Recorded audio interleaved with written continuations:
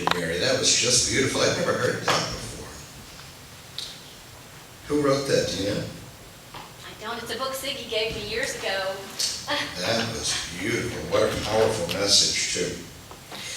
This morning we're going to read as our text Luke chapter 5, verses 12 through 16.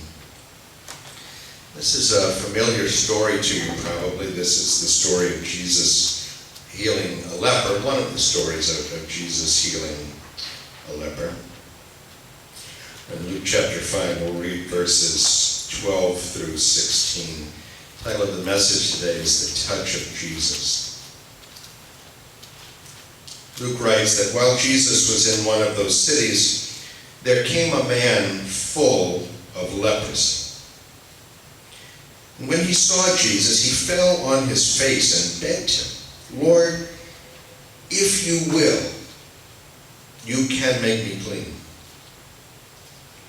And Jesus stretched out his hand, and he touched him, saying, "I will. Be clean." And immediately the leprosy left him. And he charged him to tell no one, but go and show yourself to the priest and make an offering for your cleansing, as Moses commanded, for a proof to them. But now even more, the report about him went abroad, and great crowds gathered to hear him and to be healed of their infirmities. But he would withdraw to desolate places and pray. Our emphasis today will be just the first two verses, verses 13 and 14. How many of you remember back to elementary school? Do you remember the cooties? I don't know how that got started, but it seems to be kind of universal, at least in the United States. It doesn't matter where you're from. Kids did that to each other. You know, you touch somebody, you've got the cooties. Or stay away from so-and-so, they've got the cooties. At some point, we kind of outgrow that. We stop doing it to one another. But can you imagine what it would be like to go through life like that, no matter where you go as an adult?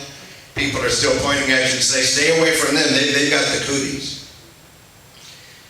Our story today is about somebody who lived a life like that, but not with the cooties, with a dreaded illness, an illness that in those times would have been fatal. A contagious illness called leprosy. This man is introduced to us without a name. It's interesting in the book of Luke up until this point that everybody who comes to Jesus, we're told what their names are, but not this man. Because this man was identified by his illness. He was identified by the worst thing about him. He was a man full of leprosy. Now, Matthew also records this story. That's one of the things I love about the four Gospels is often they tell us the same story, but they give us different insights or from a different point of view. It's from Matthew chapter 8 that we know that this story happened right after Jesus had preached the Sermon on the Mount. Matthew tells us that Jesus comes down from the mountains. The crowds are following him there, and the crowd parts as this leper comes running up. But Matthew doesn't tell us anything about the man's illness, just that he was a leper. But it's Luke, the doctor, the physician, who takes an interest not just in what the man's illness was, but the condition of the illness.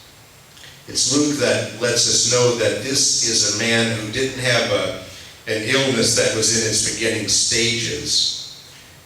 His leprosy was in the final stages. His whole body was consumed by leprosy.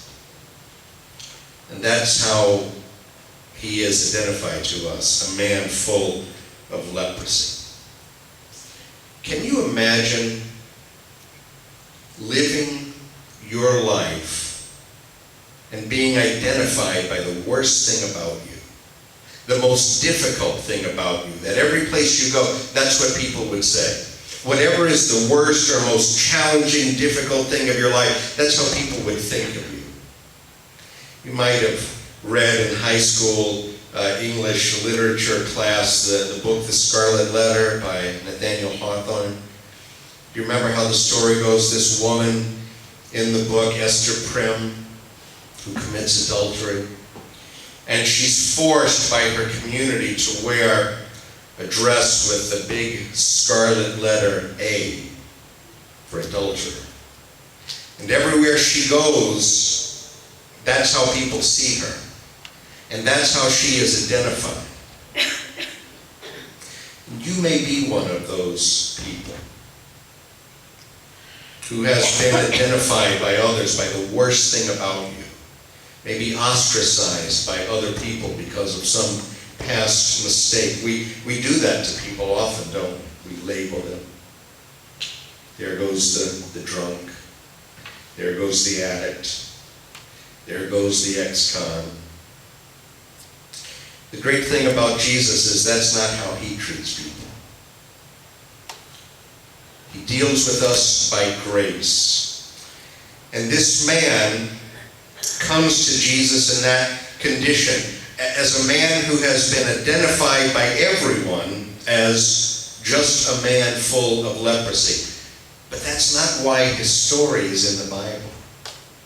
His story is in the Bible because one day Jesus touched him. This man had a big L on his life. L for leprosy.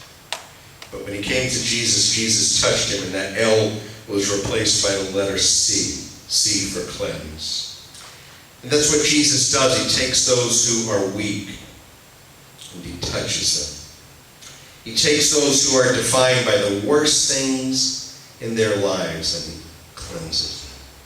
I want you to look in the text with me a little more deeply. I want to point out a few things that the Lord showed to me as I was spending time with the text this week. One of the things I noticed in verse 12 is that this man was desperate when he came to Jesus. Look at what verse 12 says, that when he came to the man, to Jesus, he fell on his face. You may get the impression that that kind of thing happened often in the Bible, that men were always running and falling down on their faces, but in fact it didn't happen often at all. It was actually considered very undignified, and it probably still is in most places in the world, for a man to fall down at the feet of another man. In some cultures it's even considered undignified for a man to run, and it is in Eastern cultures like this man belonged to. But this man comes and he falls down at the feet of Jesus. And I can picture in my mind as Jesus is coming down from the mountain. He's just delivered the Sermon on the Mount. Thousands of people are following him. They still want to hear what he has to say. And when this man comes running up, this leper, this man full of leprosy and unclean and contagious, when he comes running up, you can just picture in your mind the crowd part. Everybody wants to get out of this man's way. According to the book of Leviticus, this man wasn't even supposed to be doing what he was doing. He wasn't supposed to get near to people. He was unclean. But this man had reached a point of desperation in his life. And he'd reached the point where he didn't care what anybody thought about him. He just wanted to be cleansed. And that's part of how he gets to be cleansed, was that point of desperation he reached in his life. Have you noticed the silly things people get desperate over today? People will camp out in front of a Walmart to get ready for a Black Friday sale. They'll take a tent with them and sleep in the thing, so they can be the first one through the door to buy some sale item in the store. People will trample one another. It seems every year now somebody dies in one of these sales as customers trample one another. It seems to be just human nature that we don't have the same intensity, the same desperation for the things of God that we have for lower things and lesser things. But this unnamed leper had reached a point in his life where he was more concerned about his deliverance than he was his dignity. And then look also, he was not just desperate, he was persistent.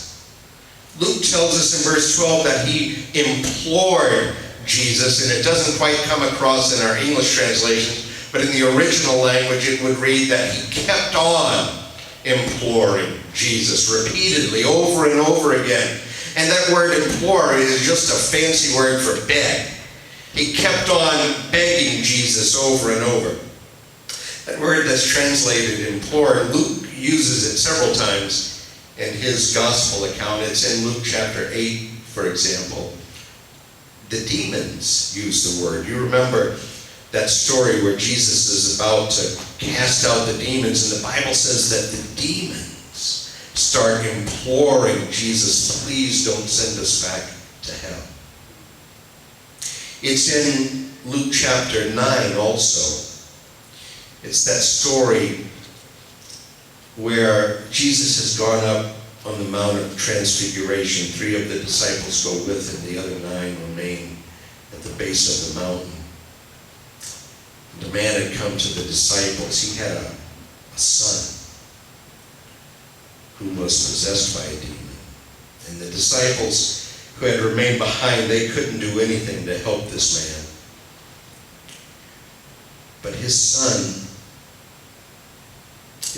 life had been consumed by this demon. And when Jesus comes down from the mountain, he says to Jesus, and you can hear the agony in his voice as he says it, that sometimes the demon causes my boy to fall into the water, and sometimes he causes him to fall into the fire. And there's that word again, that he implores Jesus to help his son, because this man knew that as he stood there with Jesus, this might be the last chance he ever has to find help for his son. Have you ever implored God like that? Have you ever been that desperate and that persistent to where you just beg God for something? I have a number of times. Just most recently, a couple of weeks ago, when Mary was in her car wreck, head-on collision, and she called me on her phone. I found out later she had tried a number of times to call. She was so disoriented she couldn't figure out how to use her phone. But when she finally got through to me, she called, and I could tell from talking to her she was disoriented, she was confused, she was in a haze, and she wasn't making a whole lot of sense in what she was saying. And while we were still talking on the phone, I was already out the door and in my car and driving. And the whole way over there, because I knew the airbags had deployed, and typically that's a sign that the car has been totaled. So without even getting there, I knew the wreck was bad, and the whole way driving over there, I was imploring God on her behalf. I think sometimes we miss out on the blessings that God has for us because we're not desperate for them. And we're not persistent enough in imploring Him.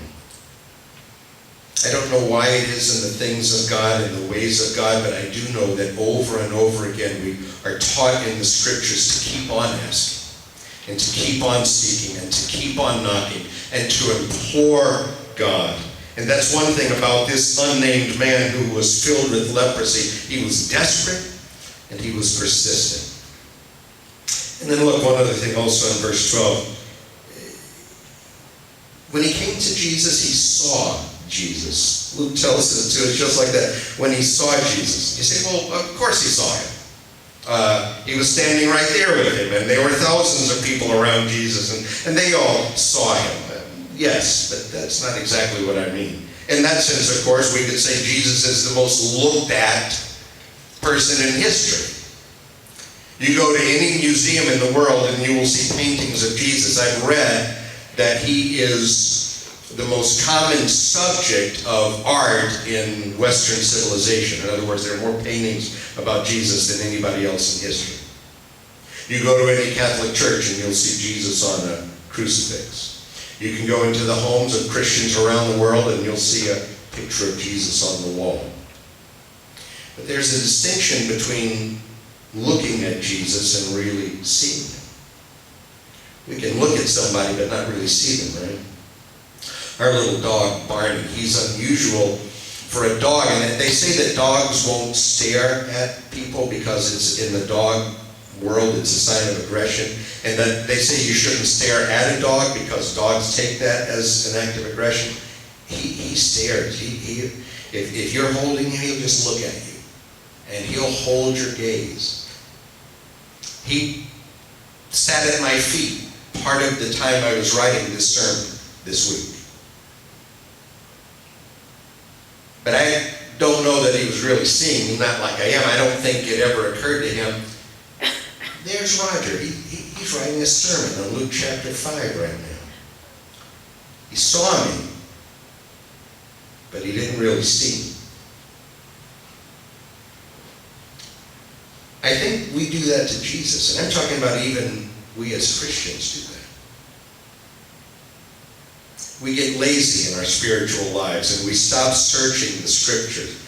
We stop praying with that sense of desperation that the Lord will reveal himself to us as he truly is. And we just kind of settle for Jesus as being sort of an idealized version of ourselves. He's just like me, but just a little better.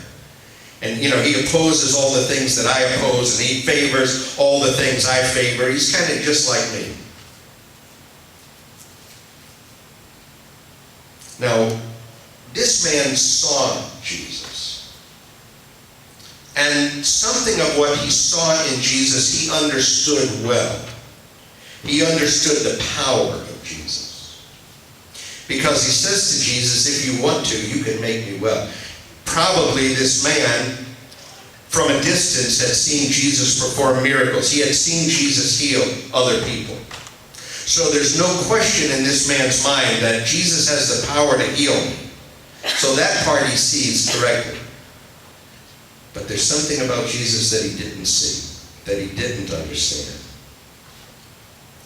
Look what he says in verse 12. He says, Lord, if you are willing, you can make me clean.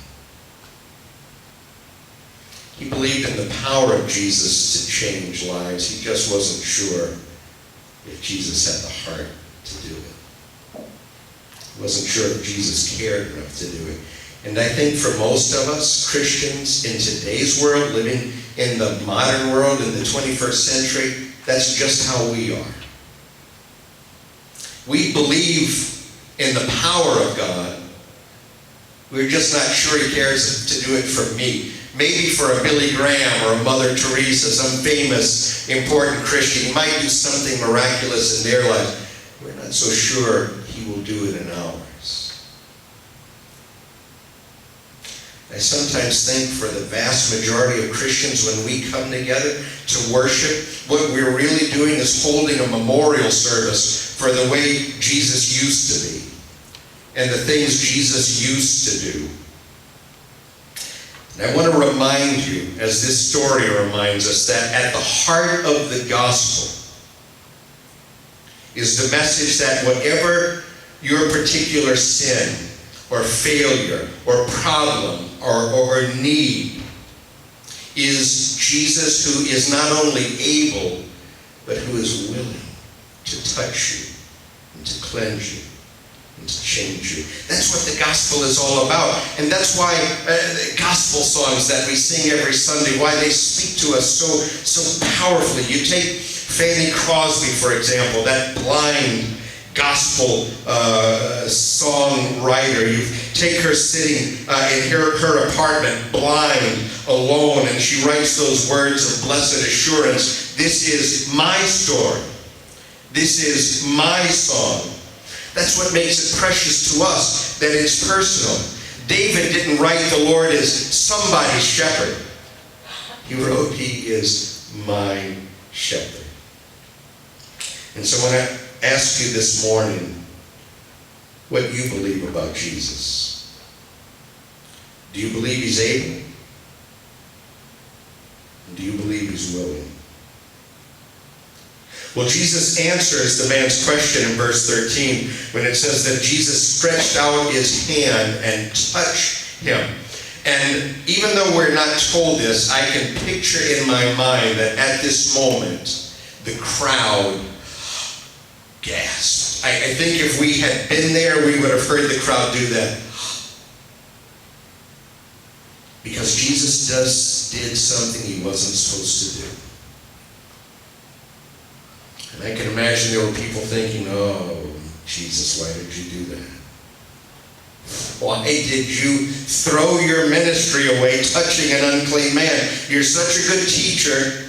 You had so much promise, and now you've blown it because you touched an unclean man, a man full of leprosy.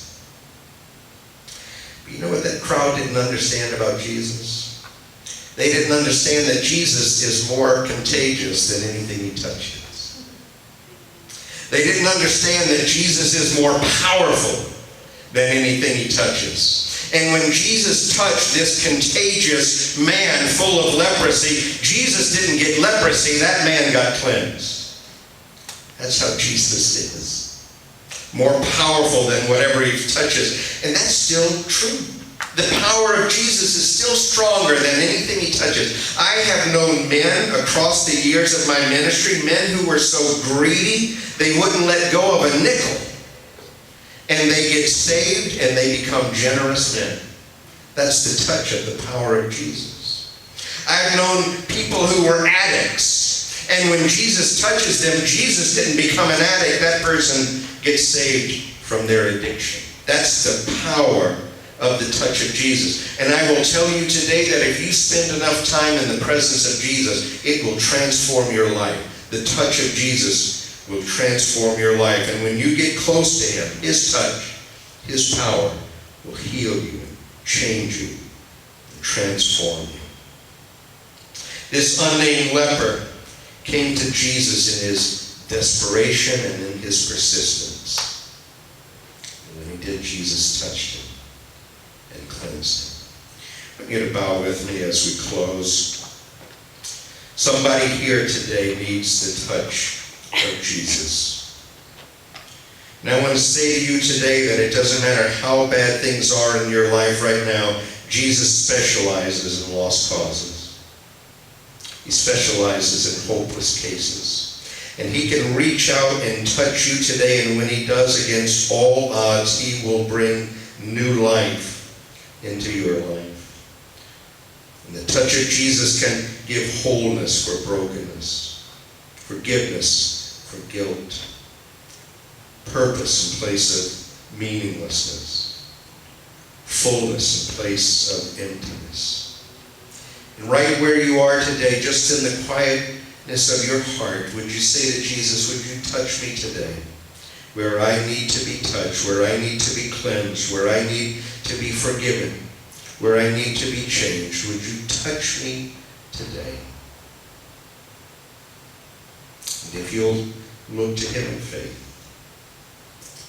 if you'll draw close to him, he will touch you. Lord, we thank you for the touch of Jesus that is greater and more powerful than any sin, more powerful than any illness, more powerful than any problem. Touch us today in the places where we are broken and heal us.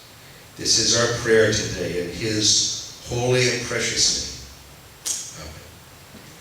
We're going to sing this morning as our song of invitation, hymn number 182. What a friend we have in Jesus.